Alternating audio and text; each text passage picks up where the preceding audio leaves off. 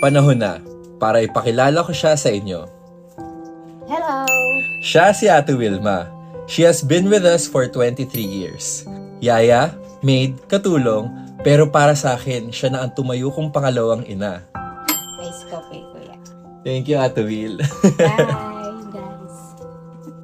Taong 2000 nung magsimulang magtrabaho sa amin si Ate Wilma.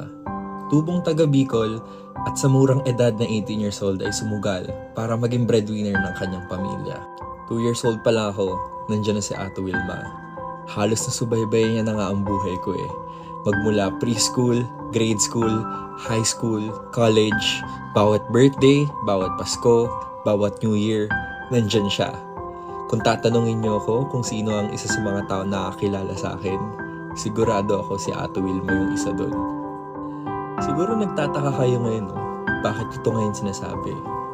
Simple lang, dahil maraming kwento ang katulad ni Ate Wilma na nagsakripisyo, nagparaya at patuloy na lumalaban para sa pamilya at para sa pangarap ng kanilang mga minamahal.